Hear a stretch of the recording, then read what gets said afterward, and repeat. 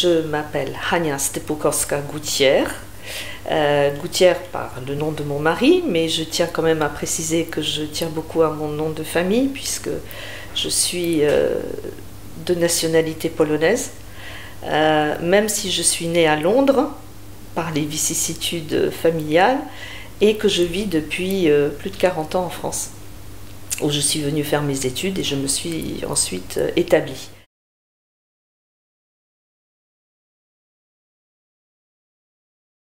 Mon grand-père maternel était posté sur la frontière ukrainienne, dans une petite ville qui s'appelle Lukyansk, où il y avait donc tout un régiment de gardes-frontières. Et mon grand-père était capitaine dans cette armée, il faisait partie de la cavalerie. Ma grand-mère vivait là-bas avec ma mère qui était toute petite, puisque en 1939, elle avait 9 ans. Lorsque la guerre a éclaté, mon grand-père a tout de suite été envoyé sur le front allemand, sur la frontière ouest de la Pologne. Il a donc laissé femme et enfants. Quelques semaines plus tard sont arrivés les Russes, du fait du pacte Ribbentrop-Molotov avec le pacte secret qu'a conclu Staline avec Hitler. Les forces soviétiques sont entrées par la frontière Est et ils ont raflé littéralement toutes les familles qui habitaient dans cette partie de la Pologne de l'Est, dont ma mère et ma grand-mère. Les officiers de NKVD, qui était la police secrète soviétique, sont entrés chez mes grands-parents, enfin chez ma grand-mère. Ils ont donné 2 heures à la famille pour faire leur valise. Ma mère, ma grand-mère et mon arrière-grand-mère, elles ont été embarquées dans des trains à bétail et elles ont fait un peu plus de 3 semaines de voyage dans des conditions absolument abominables. Lorsque le train est arrivé en plein milieu du Kazakhstan, la première chose qu'il fallait faire, c'est de construire une cahute pour y habiter, parce qu'il n'y avait pas suffisamment de logements. Et les cahutes, elles étaient construites avec de la paille et de la bouse de cochon séchée. Et il fallait la construire avec l'aide. C'était essentiellement d'ailleurs des femmes qui étaient déportées, puisque les hommes étaient au front, mais il y avait quelques hommes quand même. Et il fallait donc construire ces cahutes avec des branchages, voilà, et un trou au milieu où on faisait le feu en bas pour permettre à la fumée de s'échapper. Ces conditions de vie étaient extrêmement dures puisque les personnes en âge adulte, même en âge adolescent, étaient envoyées au kolkhoz pour travailler. Ma grand-mère me racontait qu'elle avait troqué le peu de vêtements qu'elle avait pour avoir des choses adaptées au pays. Donc elle avait troqué quelques robes ou quelques bijoux pour avoir surtout ce qu'ils appelaient des bashmakis, c'est-à-dire c'était des bottines en feutre qui permettaient aux gens de survivre l'hiver, parce que sinon les engelures étaient telles qu'on vous amputait le pied. Et quand on vous amputait le pied, c'était pas l'hôpital, hein, c'était le couteau et puis terminé. Le travail au kolkhoz était extrêmement dur, il n'y avait rien à manger, littéralement rien à manger. Il fallait se battre pour manger de temps en temps quelques racines. Et puis quand on volait dans le kolkhoz, parce qu'il y a des gens qui volaient littéralement par nécessité, eh bien c'était souvent la peine de mort. Donc il ne fallait pas se faire prendre. Et ma grand-mère me disait de temps en temps, il lui arrivait de mettre 1 ou 2 pommes de terre à l'intérieur de sa chaussure pour ramener cela à la maison, pour essayer au moins de faire cuire une petite pomme de terre et survivre comme ça. Ma grand-mère ne savait évidemment pas du tout du fin fond du Kazakhstan où était passé mon grand-père. Mais elle a pris le soin tous les mois d'envoyer une petite carte postale à la Croix-Rouge à Varsovie. Tous les mois, elle envoyait. Mon grand-père maternel, il s'était fait faire des faux papiers, il s'était déguisé en civil, mais à l'occasion d'un voyage, il a été reconnu par un de ses ordonnances sur le train, qui par mégarde a dit monsieur le capitaine, en se mettant en garde à vous. Et donc ça a éveillé les soupçons, les soupçons des gardes russes qui étaient à bord du train. Et mon grand-père a été évidemment emmené à la gare suivante pour être interrogé. Et il a eu assez de courage pour comprendre ce qui se passait. Et il a sauté par la fenêtre de la gare, il s'est enfui. Il a été blessé parce qu'on lui a tiré dessus, mais il a réussi à s'enfuir.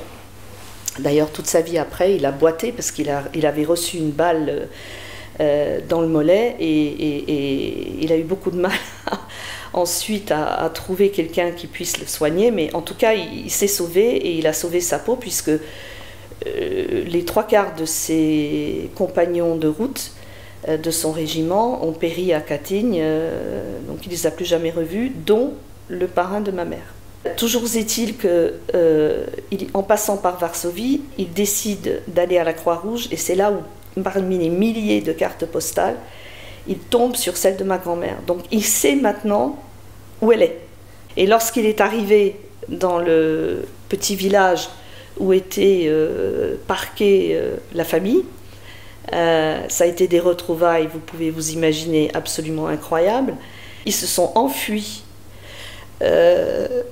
par le train. Ils ont dû traverser 40 km dans la neige parce que c'était déjà au mois d'octobre, donc c'était tard dans l'année, les neiges tombent assez tôt là-bas. Il fallait qu'ils traversent dans la neige, qu'ils attrapent un train. C'était pas évident parce que les trains, on ne savait pas où ils allaient, donc il fallait trouver le bon train. Je crois qu'ils ont fait à peu près 3 semaines de train encore. L'Ouzbékistan, le Tadjikistan, jusqu'au bord de la mer Caspienne. Ma mère m'avait raconté que ce voyage en train, c'était peut-être moins atroce, parce que c'était pas des wagons à bétail, mais c'était atroce parce que quand ils s'arrêtaient dans les gares, il y avait le typhus. Et donc ils rencontraient le long des voies ferrées, il y avait des amoncellements de corps de gens qui étaient morts du typhus. Donc il fallait se protéger, il fallait surtout pas boire de l'eau, parce qu'on leur donnait de l'eau et tout le monde disait qu'il fallait surtout pas boire cette eau. Donc ils étaient assoiffés.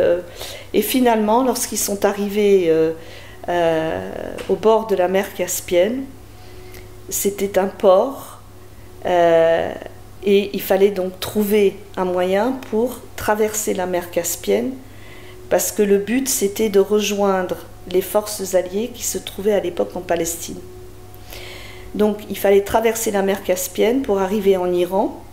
En Iran, il y avait une énorme action qui était formée pour accueillir les familles réfugiées de tous les coins, de toute l'Union soviétique, tous les réfugiés déportés.